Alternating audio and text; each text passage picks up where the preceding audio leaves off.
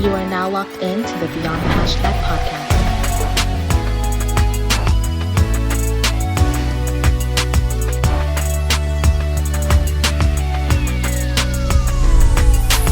Hashtag BTH Pod.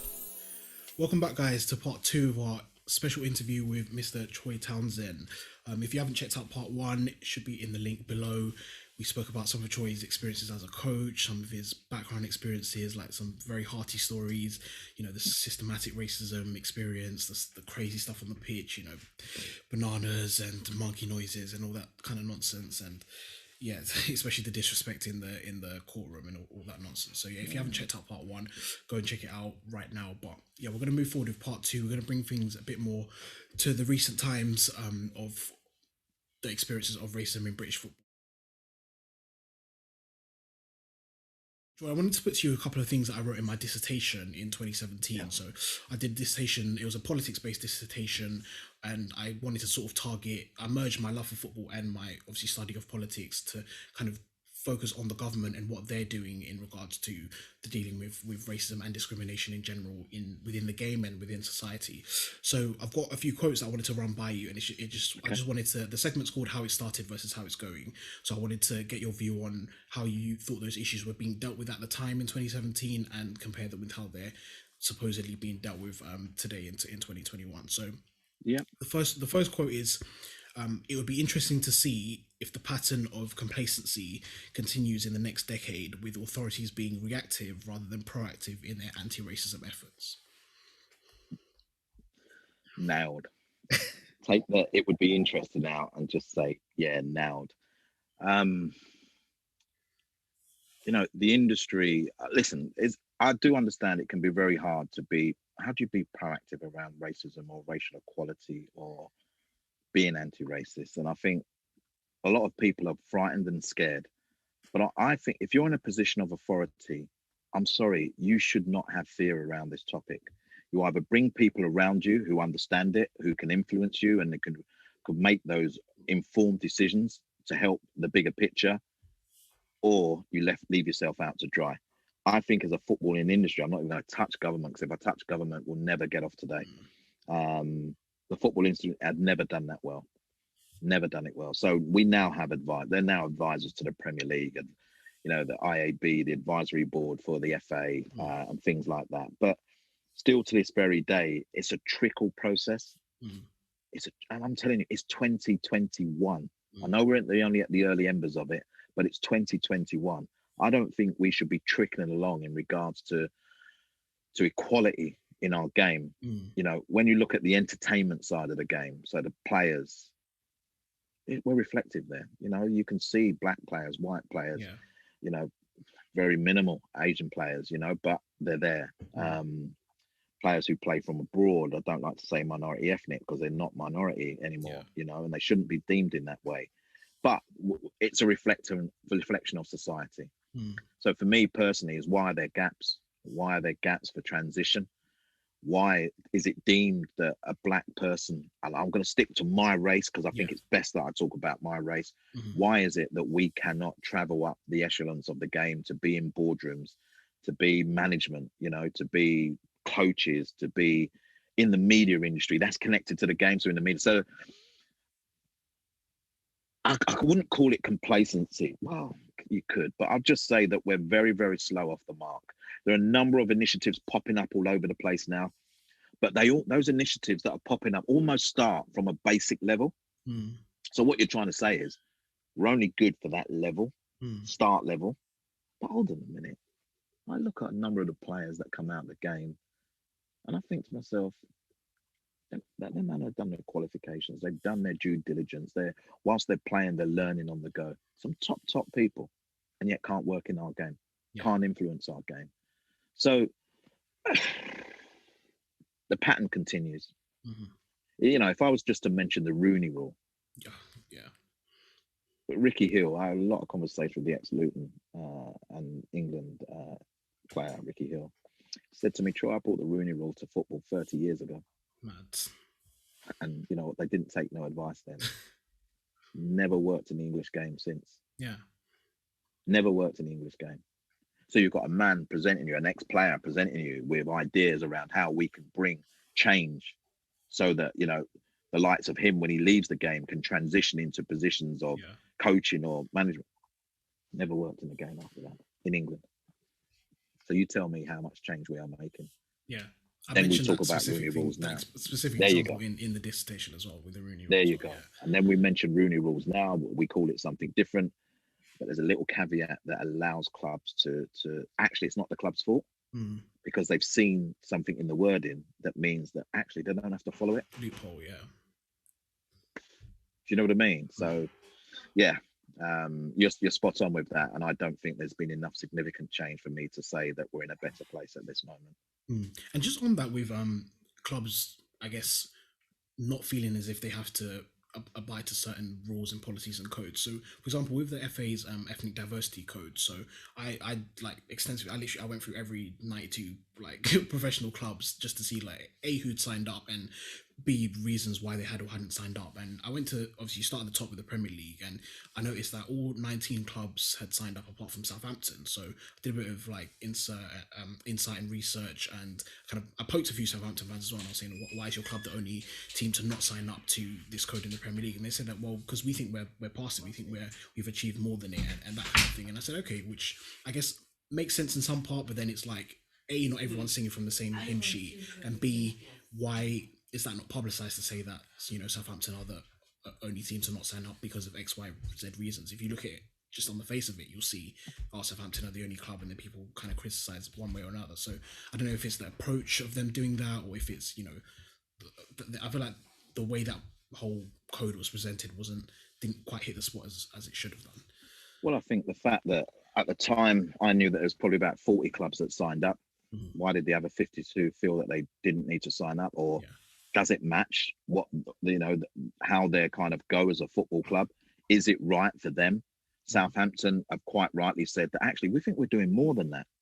So why do we have to sign up to a code that actually means that we do less than what we're doing already? You know, so the thought process behind the code has to be looked at, and we won't really know that until we get to the end of the season. And then all the club put their data in and we start to disseminate it properly, you know. But for me, I remember when Kick It Out was formed in 1993, 19 clubs did not back Let's Kick Racism Out of Football. 19 clubs. You know, so when you think about it, this is in a similar vein almost. The diversity code, you know, it means that we just have to track that information and make it public. Yeah. And they're not backing it. So fundamentally, you kind of ask, well, what is the reason for that? Yeah. And I think without delving into maybe what we get at the end of the season, it would be wrong of us to even kind of try and break all that down now. Do you know what I mean?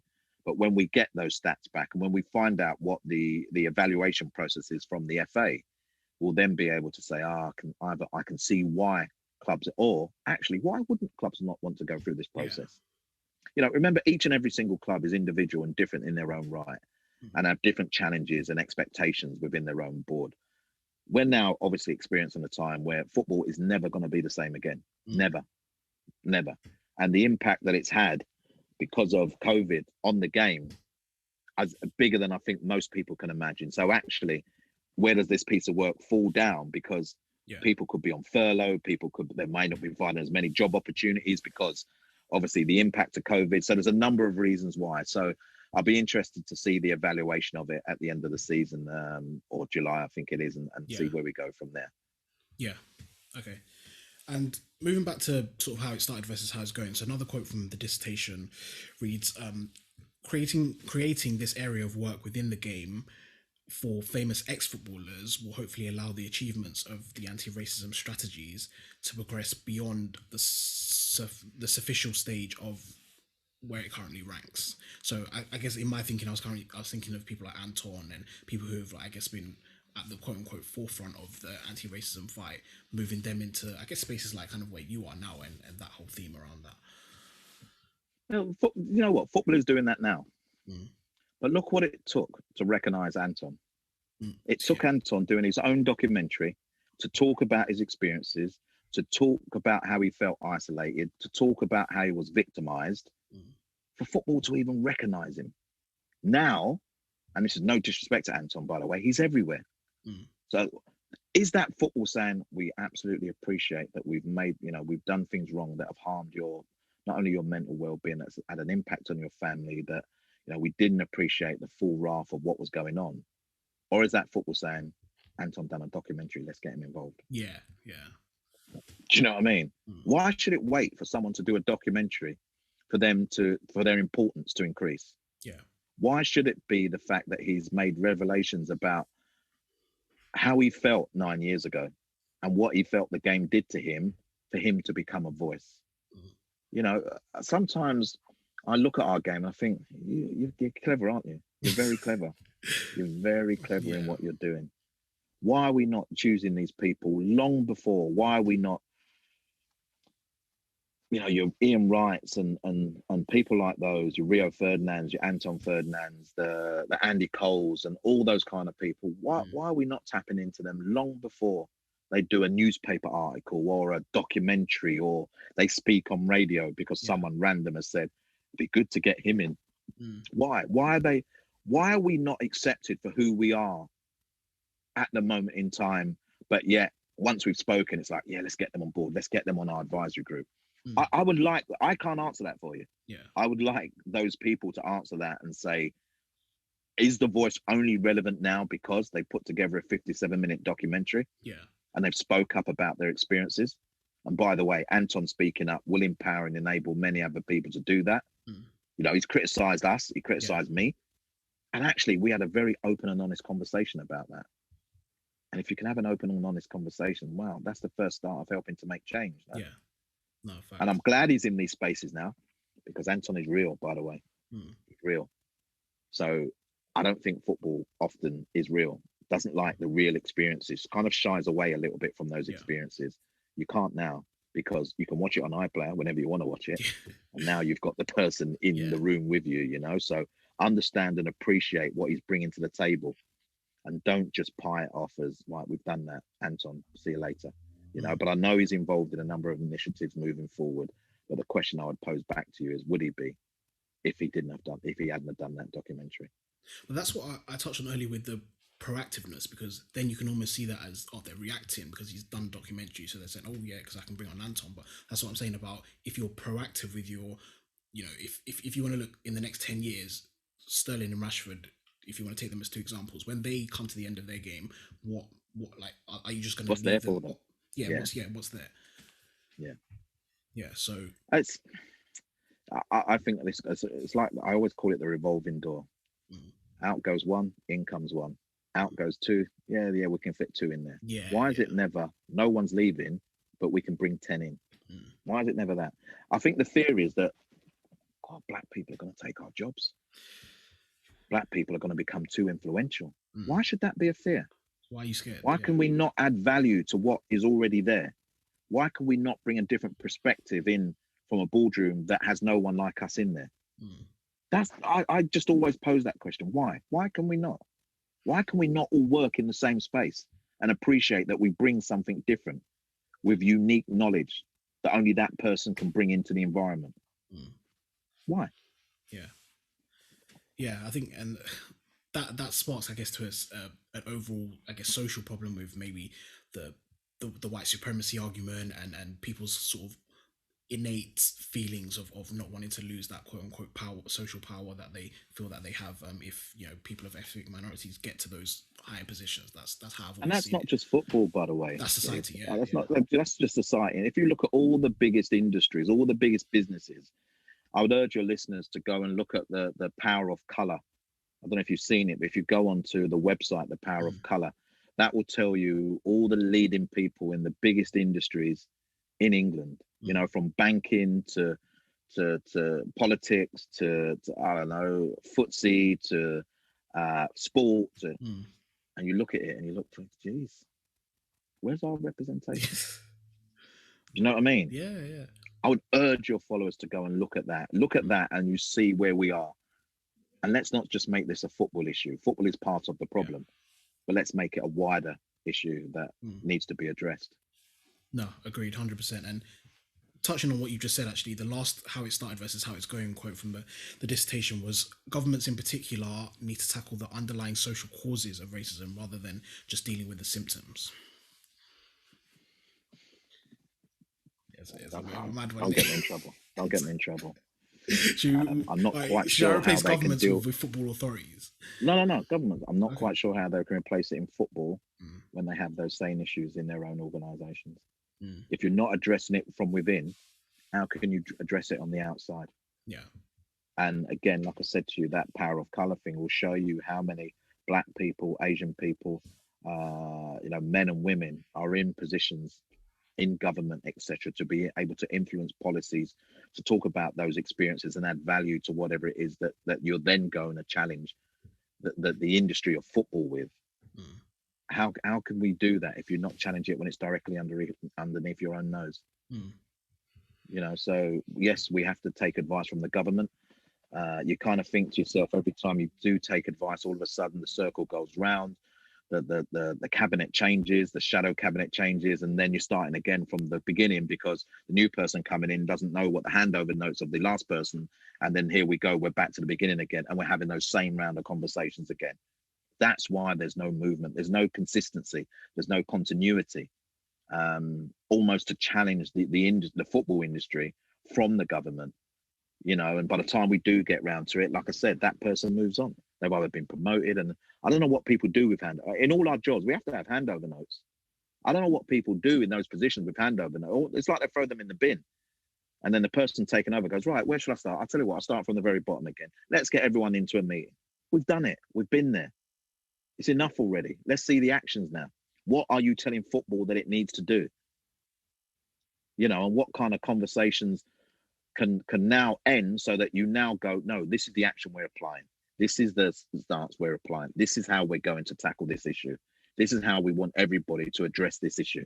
This is how we're going to bring people into the conversation. Whilst ongoing, we're tackling the issue. Whilst the conversations continue, there's no issue being tackled. It's just conversation. And that needs to change sooner rather than later as well.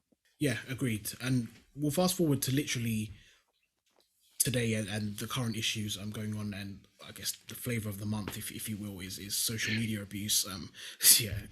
Because it'll be a different flavor of the month in March when something else happens. But at the moment, it's social media abuse, and so we've seen recently incidents, and if you want to list them, there's Romain Sawyers, even your son Andros Townsend, Marcus Rashford, Twanzebe, the James siblings, Lauren and Reese, and there's just so many incidents of racist abuse on social media, whether it be comments on their platforms, direct messages, all these kind of things.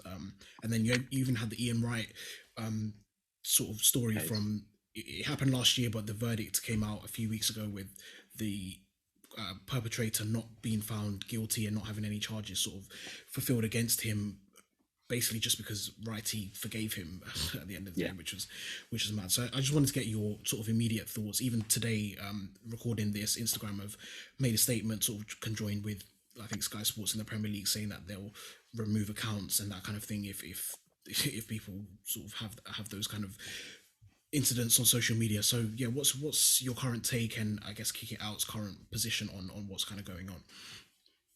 Current take is that these are not new issues. And from the conception of social media, Twitter, Facebook, Instagram, the growth of all those platforms, Snapchat, there's been a common theme here that's never truly been addressed. Players have been victimized anyway. Let's just say because they're a professional footballer, opposition fans. I want to have a go at someone, I can pick on a professional footballer. But when people do it to choose because of the colour of their skin, if you remember Tammy Abraham taking that penalty in the European Super Cup final a couple of seasons ago and missing it, and then all the abuse he received, what happened after that? What did the social media companies come out and do? Come out and say, oh, we're against racism of any form, and okay, blah, blah, blah, blah.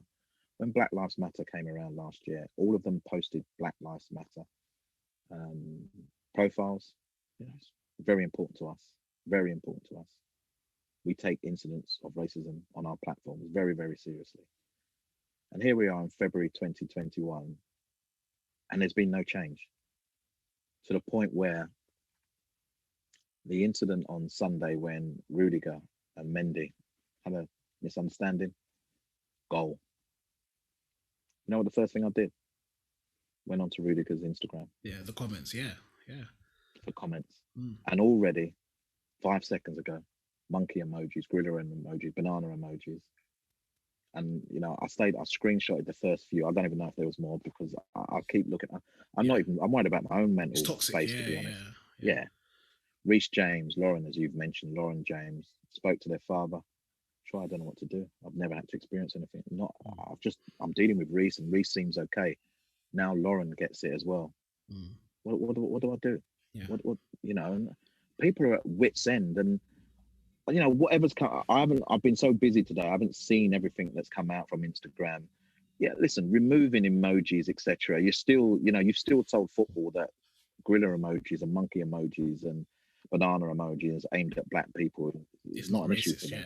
Yeah, it's not an issue. It's not racist, which hurts because anyone who has been victimized by their emojis knows what it means to them. Anyone with an ounce of understanding knows the historical nature of linking a black person, not sports person, with banana emojis.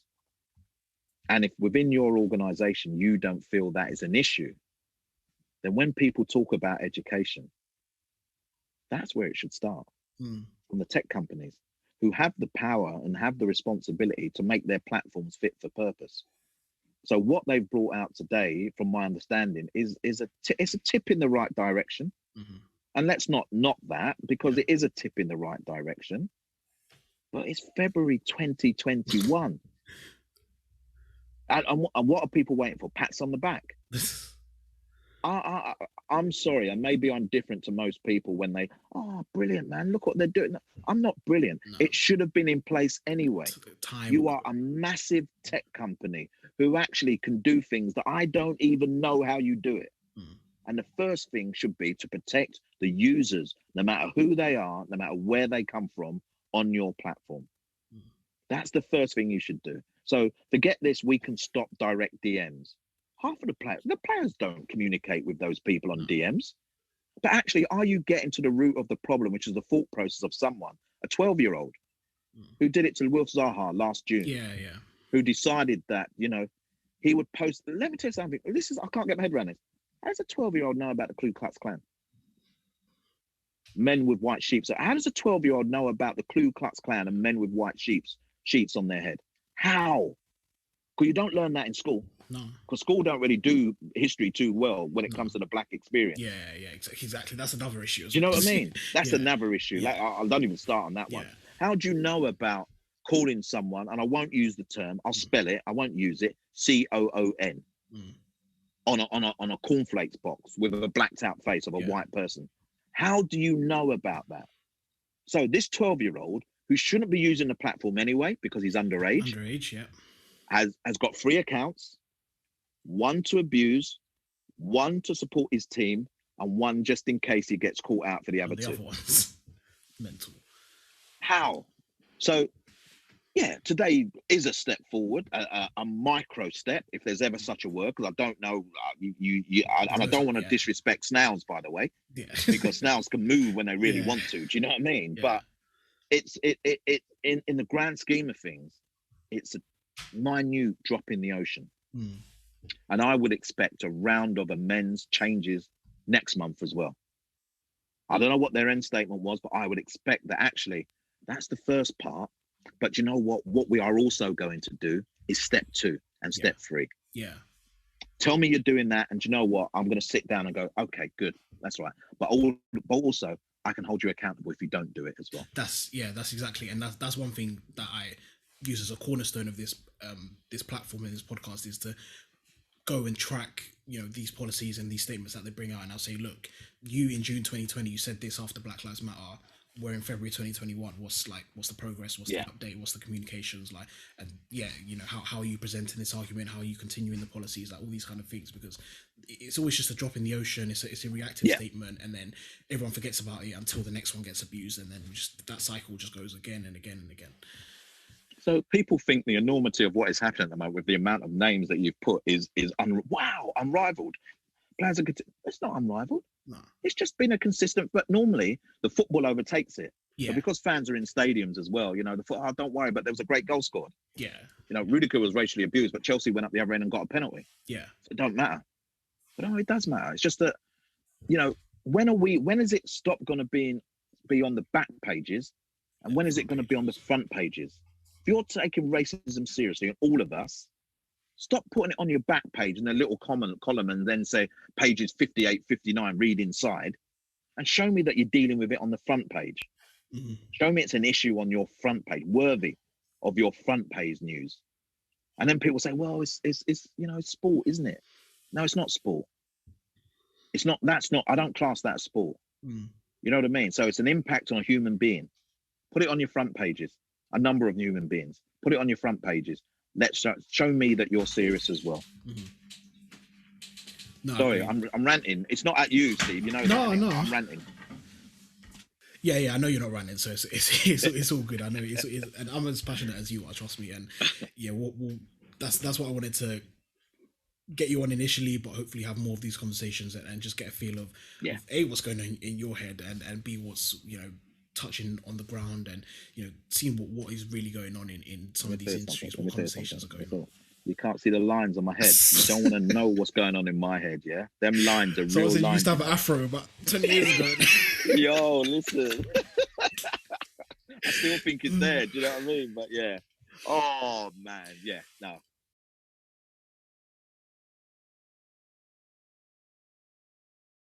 But no, just touching on that, actually, in terms of what's going on in your head, I just wanted to and get this on record as well. How are you and how are you coping with stuff? So I spoke earlier, like when the recent highlighted racial abuse came out on social media, Andros was part of that. He's spoken about how Lauren and Reece James' father, came to me and was at his wit's end about what to do. You obviously had the backlash from that Anton Ferdinand documentary a few months ago. So in your day-to-day, and I know from your social media, and I know from speaking to you on some of the personal levels that you go through a lot on your absolute daily basis, and it can be like a lot sometimes, and you're not afraid to reach out when you need to sometimes, just for a chat and things like that. But how are you, and how are you dealing with those kind of things? Oh, that's probably the toughest question, because the personal stuff is the stuff that you keep inside because you don't want to be seen as vulnerable. Mm-hmm.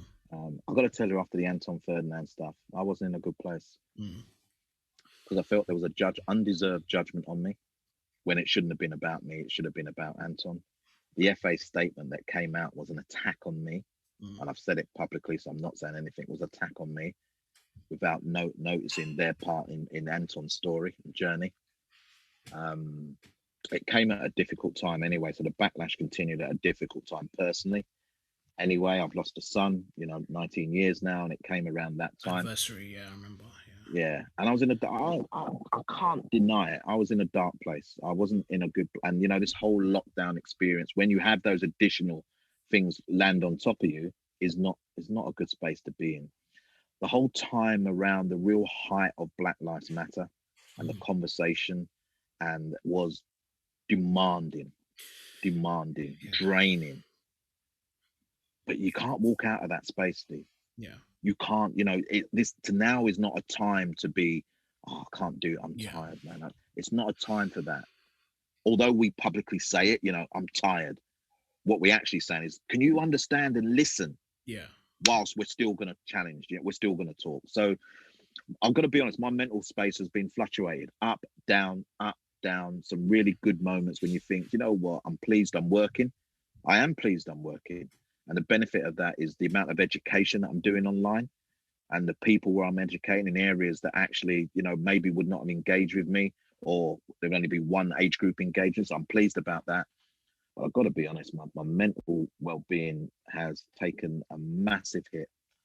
And it's at times when people don't hear from me, not see me because we don't see each other, but times when I have to put on a front just so that, I don't ignite people thinking Joy doesn't look well, or you know what I mean. So I think in this game sometimes you have to do it to keep people away from even just being concerned.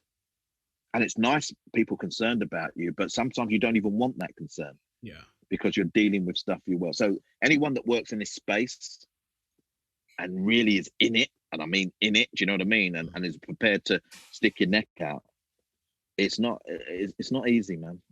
Honestly, it's not easy. And I love all the people that do support me and do say, Troy, don't worry, we got your back. We've seen statements, that's not fair. And, Yeah. but you know what? I'm still the one feeling it. Yeah. I'm still the one whose name's getting called unjustly. And that is a particular thing that I still haven't managed to deal with better, so that I can walk away saying, do you know what? I'm at peace, you know? Yeah, when you go to bed angry and wake up angry, you know something's wrong. Yeah. Yeah. Yeah. No, I feel you. And even, and when you mentioned when Black Lives Matter first came out, like that was when, even as a young person, it really like hit me, because I was working at the time, but it's like I can't keep my eyes off my phone because all this is going on. People at work aren't really like asking me if I'm all right, and all that kind of stuff. And then, funny enough, you talk about not walking away from it. That was the time that actually drove me to jump into this space and actually start this podcast and that kind of stuff around that kind of time period and stuff. So I managed to turn it into a positive. But even just being in the space, like you say, and if you want to compare myself and yourself, I'm at a minute level compared to you being in it every day. But even I still feel it, and people around me still ask me when things come up and that kind of thing. But what I would say, Steve, and that's a really good point that you've just made there. Before Black Lives Matter, I would always say that, you know what, there's a few of us that challenge in this space, that take the hits. I took a hit, and I don't mind sharing this, when Chris Hughton got the sack, yeah? I took a hit because I publicly spoke about the impact of Chris Hughton getting sacked and what it would do for young up-and-coming coaches who think, they look at Chris as the pinnacle and think, he weren't doing a bad job and he got sacked. Do you know what I mean? And I spoke about it publicly. Football club took offense to it, challenged us. I had to take some time off, Steve. I had to take some time off. If I didn't, and there was only one other person, I won't name that person, who actually batted for me. Yeah. Who actually kind of said, "Nah, Troy, I'm with you, man, because I think I'm taking some licks too." Do you know what I mean? And I'm talking about from within as well. One person batted for me, and they weren't from within. So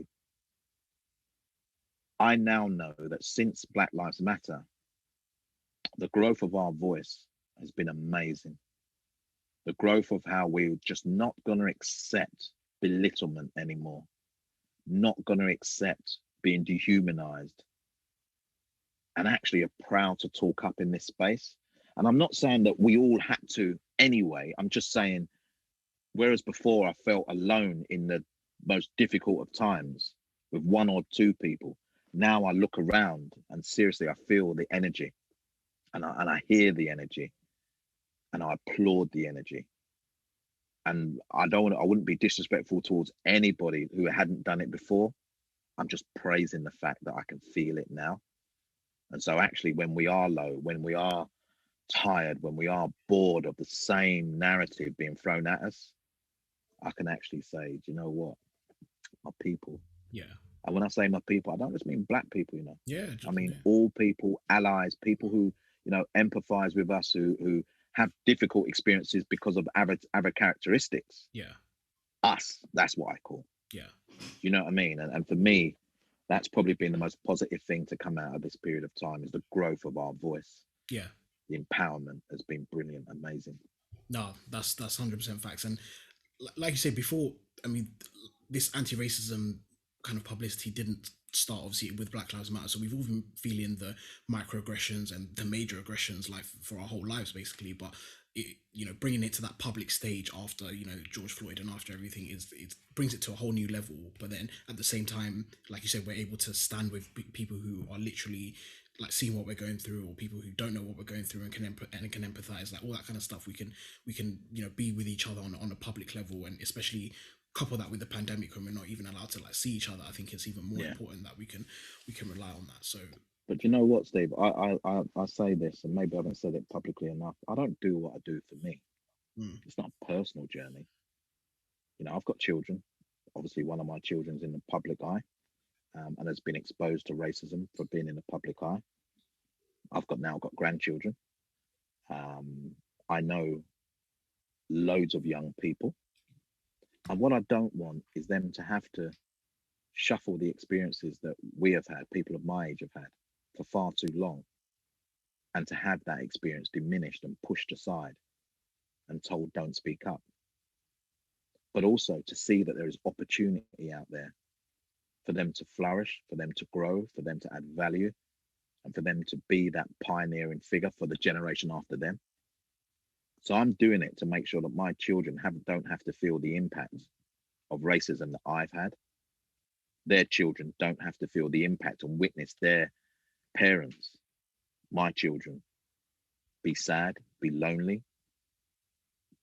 be disrespected, all the language you want to use, you know, but grow and believe that in this space that we're in now, that the color of their skin shouldn't have an impact on their development, their growth, their voice. And anyone that feels that we haven't had to go through those experiences, come and listen to this. Or join us. Let me take it. I always say to people who are very disrespectful to kick it out, come and work in the office for a day. Or come with me for a day. Let me take you on a journey with me. Yeah. And then tell me when you turn around and go back, boy, you know. Yeah. I always say that. I always say that. Yeah. It's like walking a mile in my shoes kind of thing. Yeah. Exactly. No, big time. Exactly. Troy, we're going to have to wrap up. That's all we've got time for today. But I honestly can't cool. thank you enough for taking the time to speak to us. And I'm sure that the listeners will really, really appreciate it. And this won't be the last time. I know we'll have future conversations about so many more topics that, you know, we didn't even touch on taking the knee and all that kind of stuff with the players and the execs. And there's a lot to kind of get through. But no, I just wanted to really, really thank you for your time this evening. Do you want to let the listeners know where they can find you? I know you're on Clubhouse recently. We were on a Clubhouse room together the other day. Yeah, I'm getting used to that Clubhouse thing now, so it's good, man. So I'm on Clubhouse. Do I promote Clubhouse? I don't even know how to promote Clubhouse. I'm just whatever you're just there. Yeah. At everything to do with me on Twitter, Instagram, and Clubhouse is at TOWN10. Yeah, that is my stamp, at TOWN10. If you do want to, though, that my own personal podcast that you shouted out at the beginning, At the Conversation, I do it with Darren Lewis and the Voice newspaper. If you're looking for it, after the V in conversation, it's not an E. It's not an E. It's a free. Yeah, it's a free. So At the Conversation, but replace the E with a free. We talk. This is us. We do what you do, Steve. There, we talk about these topics and we get good guests on and we have a proper conversation. Yeah, and I'm even thinking of beyond the conversation. We can do a little collaboration. Collab, yeah. Got to think big. Let's do this. Yeah, let's do this. But now I'll put all your details, Troy, personal and the conversation details in the bio for people to click and follow. And guys, if you do follow Troy, just give him a message from beyond the hashtag, just to, you know, wish him a good day and just keep, you know, spurring him on in everything he's doing, because he's doing amazing things. So, and we really appreciate you. All right. Yeah. Thanks once again, guys. Have a good day and God bless.